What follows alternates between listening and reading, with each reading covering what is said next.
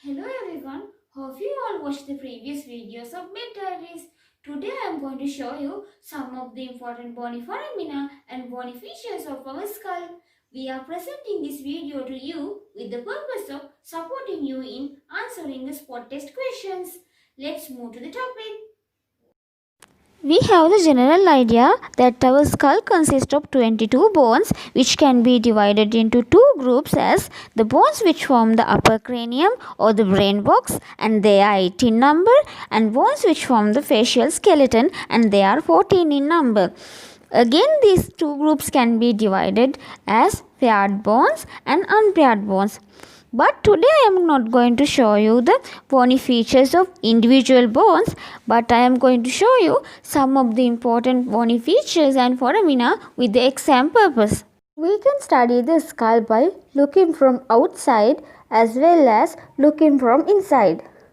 So if we look from outside, this surface is the anterior surface and this one posterior surface is the superior surface. This is the lateral surface and finally we have this inferior surface. If we look from the inside of the cranium, this roof we called as the vault of the cranium and this floor we called as the base of the cranium. Before showing you the bony foramina, I will show you these bony features which can be seen from outside of the skull and from the inside of the skull. If we look at the skull from externally, laterally we can find out this structure we named as the pterygon, which is a kind of a junction between four bones, make an H shape. These four bones are the frontal bone above anteriorly, and this part is the parietal bone, the lateral pterygoid plate of the sphenoid bone, and the squamous part of the temporal bone. The importance of this pterygon is the anterior division of the middle meningeal artery lies just deep to this pterygon. So, any trauma to this region may cause to damage of this vessel and that may lead to extradural hemorrhage. You can see this external occipital crest. Divide this area into two halves.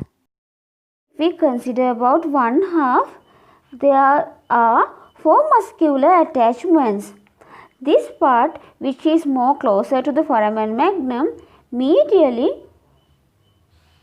gives attachment to the rectus capitis posterior minor muscles. Here in the skull, we can see this part must be the attachment for the rectus capitis posterior minor muscle. Here in the lateral part, attach the rectus capitis posterior major muscle. In the skull, this area gives attachment for rectus capitis posterior major muscle. Now this part, which is more outside, again divided into medial and lateral. This medial part gives attachment to the semispinalis capitis muscle. Here in the skull, this area gives attachment to the semispinalis capitis muscle. So, this lateral part gives attachment to the superior oblique muscle. Here in the skull, this region gives attachment to the superior oblique muscle. There is the external occipital crest. This crest gives attachment to the ligamentum nuchae, and this external occipital protuberance gives attachment to the investing layer of deep cervical fascia.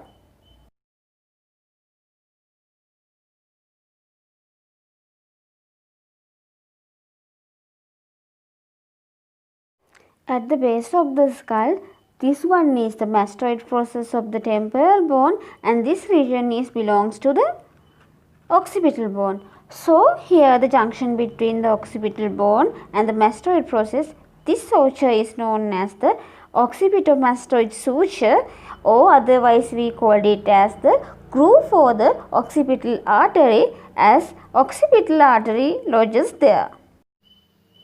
In the base of the skull, in this sphenoid bone, this one is the medial pterygoid plate and here this is the pterygoid humulus. In this side, this one is the pterygoid humulus. This pterygoid humulus gives attachment to two muscles. They are the medial pterygoid muscle and the superior constrictor muscle. This red color area, which is the part of the petrous part of the temporal bone, we called as the apex of the temporal bone, gives attachment to the levator veli palatine muscle. If we look inside the base of the cranium, there are some bony demarcations which provide spaces for the structures inside the cranium. First, here we have this pituitary fossa or sella turcica, which provides the space for the pituitary gland. On each side of the pituitary fossa, there are grooves for the internal carotid arteries. And here we have the fossa for the trigeminal ganglion, and this side, this one.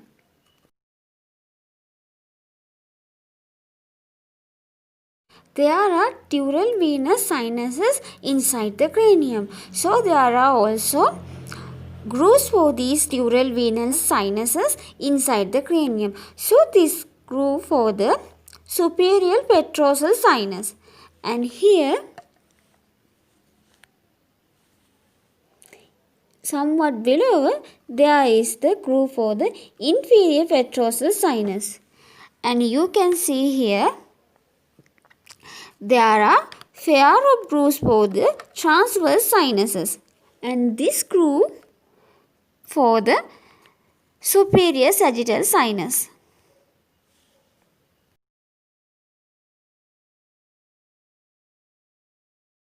The foramina of the skull can be divided into two groups, which the foramina located externally and the foramina located internally.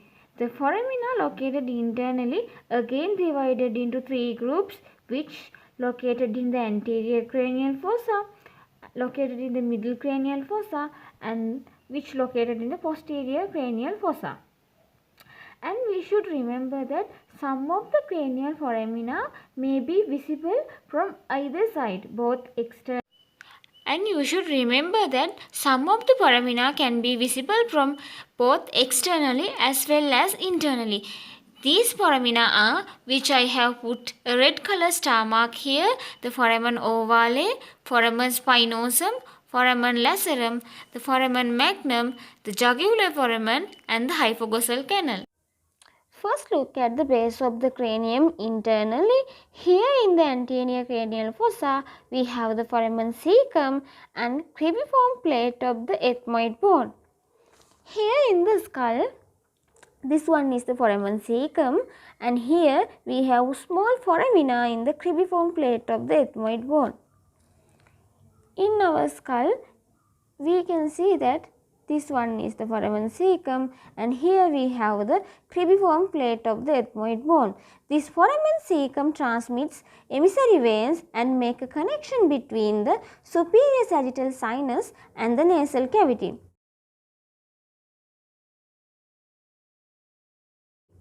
This cribriform plate transmits mainly the olfactory nerve filaments and anterior ethmoidal nerve and vessels.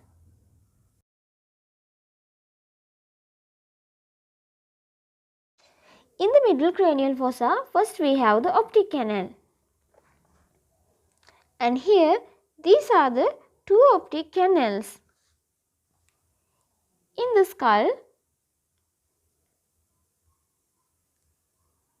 this one is the optic canal for this side, and here we have optic canal for the other side. These optic canals transmit the optic artery and the ophthalmic nerve.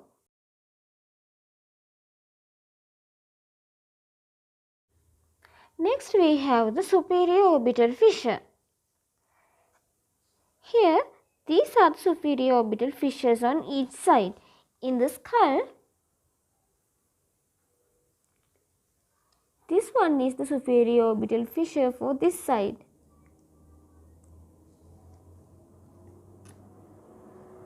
And here, other side. Through the superior orbital fissure, there are nerves and vessels pass through this fissure.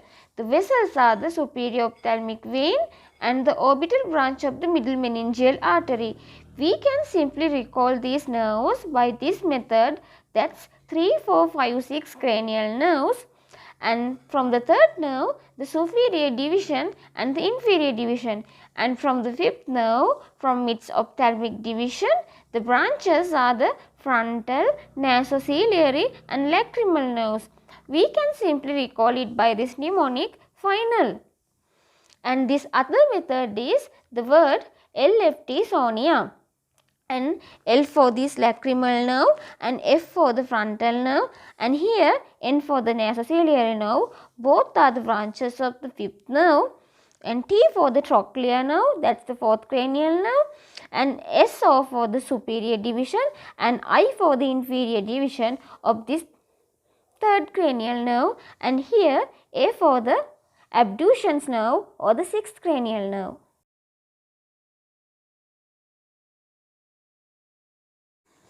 Next we have the foramen rotundum. Here this one is the foramen rotundum. In the skull, here this one is the foramen rotundum, and for this side this is the foramen rotundum. This foramen rotundum transmits the maxillary nerve.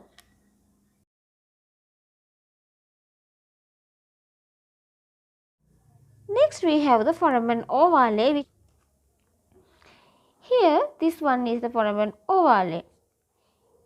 In the skull we can see this one is the foramen ovale from this side, and for this side this is the foramen ovale.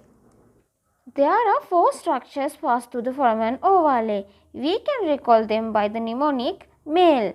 M for the mandibular nerve, A for the accessory meningeal artery, L for the lesser petrosal nerve, and E for the emissary veins.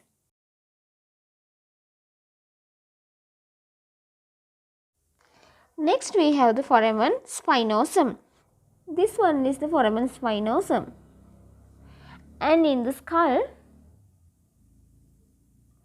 this one is the foramen spinosum of this side, and here the other side this one is the foramen spinosum.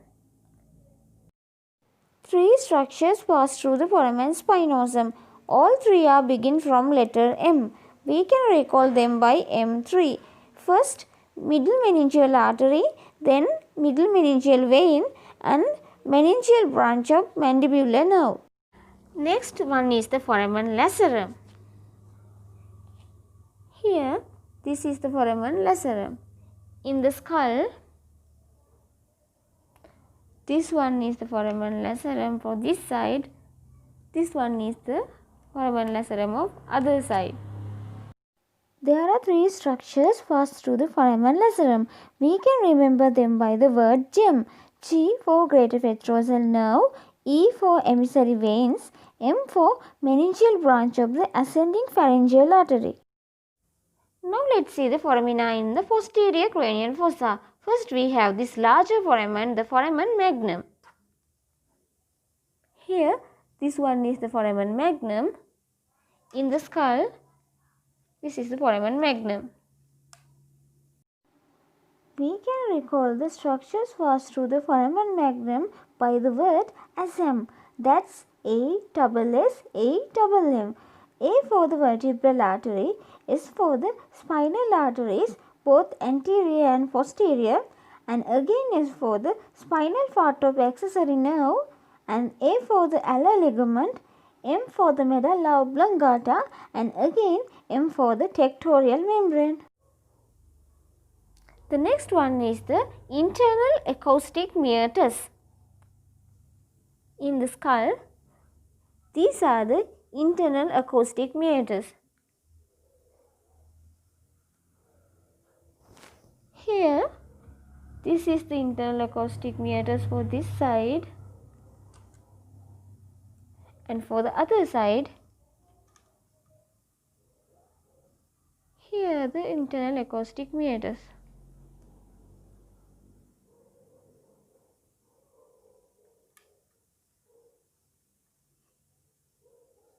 Two cranial nerves pass through the internal acoustic meatus. They are the seventh cranial nerve or the facial nerve and the eighth cranial nerve or the vestibular cochlear nerve. Next we have the jugular foramen. Here jugular foramen are located somewhat below. In the skull, this one is the jugular foramen for this side, and here this is the jugular foramen for other side. There are three parts in the jugular foramen. They are the anterior, middle and the posterior parts.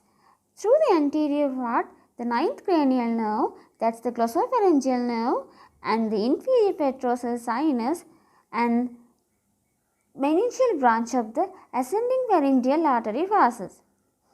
Through the middle part, the 10th cranial nerve, that's the vagus nerve, and the 11th cranial nerve, that's the accessory nerve, passes. And through the posterior part, this one is the bulb of the internal jugular vein, and there are some emissary veins, and also there is the meningeal branch of occipital artery.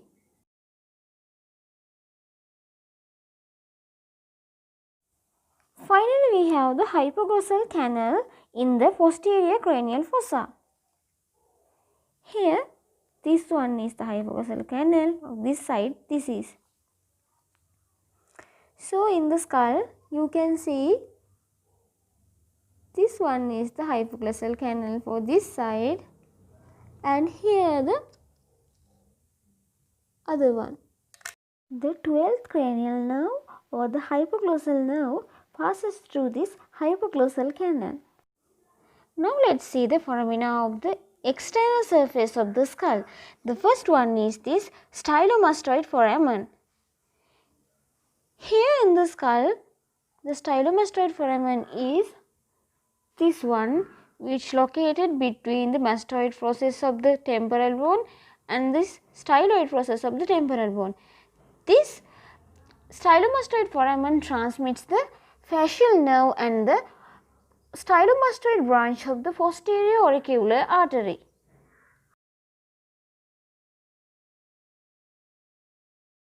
The carotid canal in the skull. This one is the carotid canal in this side, and for the other side, here is the carotid canal. This carotid canal transmits the internal carotid artery, internal carotid nervous plexus, and also internal carotid venous plexus. Next foramen is the petrotympanic fissure in the skull. Here, this is the petrotympanic fissure. The petrotympanic fissure transmits the cauda tympani, anterior ligament of the malleus, and the anterior tympanic branch of the maxillary artery. Next, we have this pterygoid canal. If we see in the skull, here we have the foramen lacerum, and these are the medial and lateral pterygoid plates of the sphenoid bone, and below them there is the small canal we called as the pterygoid canal. This one is the pterygoid canal. This pterygoid canal transmits the nerve to pterygoid canal and the artery to the pterygoid canal.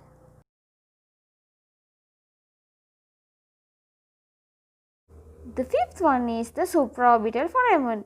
In the skull, above the orbit cavity on either side, there are pair of supraorbital foramen transmits the supraorbital nerve and vessels. Parietal foramina also can be seen from the outside of the skull, and they transmit the emissary veins. As you can see, these are the pair of parietal bones, and this is the sagittal suture. You can see at the either side of the sagittal suture, there are pair of foramina. We name them as the parietal foramina. They traverse the emissary veins, which make a connection between the veins which located outside the cranium.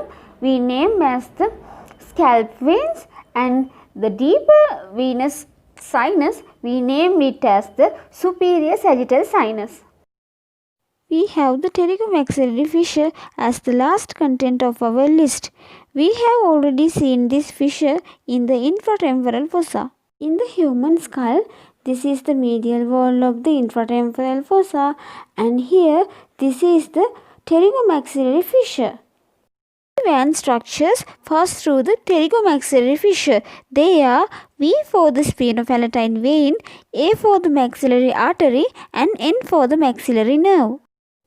In this video, I tried to cover most of the bony features and foramina within a short duration. Hope this will be really useful to you.